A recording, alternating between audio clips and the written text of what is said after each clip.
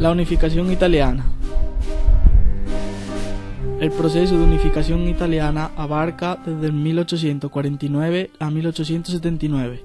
Los pueblos de Italia, desde la desaparición del Imperio Romano, no habían logrado unificarse formando un solo estado, sino que se encontraban fraccionados, integrando algunos reinos y otros estados autónomos.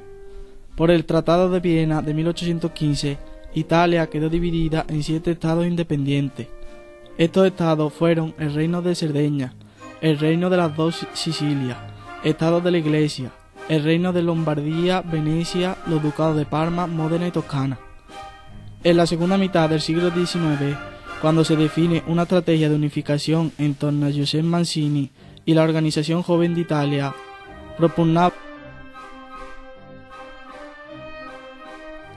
Tras muchas dudas y contradicciones, será Víctor Manuel II de Saboya el que lleve a cabo el proceso de unificación. En el plano internacional, la unificación italiana contó con el respaldo decisivo de las principales potencias, Gran Bretaña y Francia, pero tuvo la oposición de los gobiernos conservadores de Austria y Rusia. En el ámbito nacional, tuvo la oposición de las fuerzas conservadoras, principalmente la aristocracia terrateniente del sur y el papado, en el centro de Italia.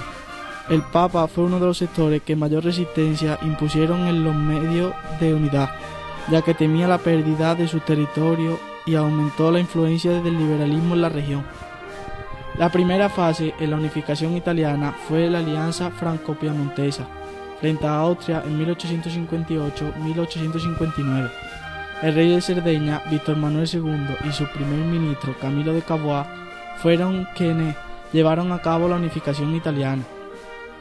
Estaban convencidos de que era necesariamente enfrentarse a Austria, principal enemiga de tal unión, ya que se había anexionado a los estados de Lombardía y Venecia. Entonces convirtieron en el plan solicitar ayuda secretamente con Napoleón III, emperador de Francia, quien tenía también puesta su mirada en Saboya y Niza. Los ejércitos austriacos fueron derrotados en las batallas de Magenta y Solferino en 1859. Fueron los únicos conflictos armados que hubo y terminaron con una victoria franco-italiana. Napoleón III se negó a llevar la guerra de los estados pontificios, debido a las presiones internas de los católicos franceses. Por eso firmó junto a Víctor Manuel II y los austriacos la Paz de Villafranca, en la que el territorio de Lombardía pasaba a estar bajo el control piamontés, pero el Véneto no. Además, Francia obtenía las regiones italianas de Saboya y Niza. El tratado se firmó a espaldas del conde de Cavour, lo que provocó que éste abandonase el ejecutivo.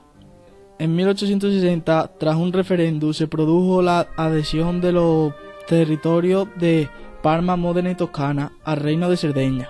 El resultado de todas ellas fue favorable a Piamonte, por lo que el reino aumentó considerablemente de tamaño y relevancia. Garibaldi decidió iniciar una intervención directa a ambos territorios.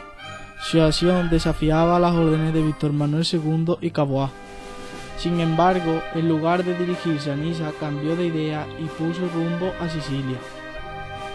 Piamonte se negó a dar ayuda a Garibaldi, quien marchó sobre Sicilia con los 1000 camisas rojas y se convirtió en su gobernador, a la vez que rechazó integrarle el control a Víctor Manuel II. Después de conquistar los estados de la Iglesia, aceptó la ciudad de Roma, se unió a Garibaldi en Nápoles. Las dos Sicilias declararon su unión al reino de Cerdeña. El 13 de marzo de 1863, el primer Parlamento Nacional reunido en Turín proclamó a Víctor Manuel II rey de Italia. En el año 1866, aprovechando que los prusianos querían terminar con la hegemonía austriaca, los italianos se aliaron con ellos en la guerra de las 7 semanas, es decir, la guerra austro-prusia. Surgida la contienda, la victoria favoreció a Prusia, la que obligó a Austria a devolver Venecia a Italia. Hasta aquí llegó la unificación italiana, que fue la primera que se realizó en Europa en el siglo XIX.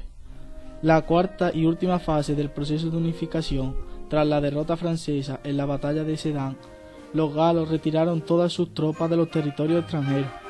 Esto afectó al destacamento que tenía en los estados pontificios, dejando vía libre a Víctor Manuel II para ocupar Roma. Con la incorporación de los estados pontificios y sobre todo de la ciudad de Roma, se daría por concluida con la total unificación de Italia. Víctor Manuel II se había comprometido con Napoleón III a mantener el dominio del Papa sobre la capital del mundo católico. En 1870 estalló la guerra franco-prusiana. Inmediatamente Víctor Manuel II ordenó a sus tropas italianas a ocupar Roma. Así se hizo, a pesar de la resistencia de la guarnición papal y de las protestas del pontífice. Víctor Manuel II se instaló en el Palacio de Quirinal y declaró que Roma era la capital del Reino de Italia. El Papa se negó a aceptar la anexión de Roma por Víctor Manuel, cuya autoridad desconoció. Así nació la llamada Cuestión Romana. Fue una disputa política entre el gobierno italiano y el papado de 1861 hasta 1929, cuando se firmó el Tratado de Letrán por el gobierno de Benito Mussolini y el Papa Pío XI. Fue así como los estados italianos, después de vencer no pocas dificultades y gracias a la labor sacrificada y heroica de muchos de sus patriotas, consiguieron unificarse, formando así una sola nación, un solo estado. Este fue el Reino de Italia.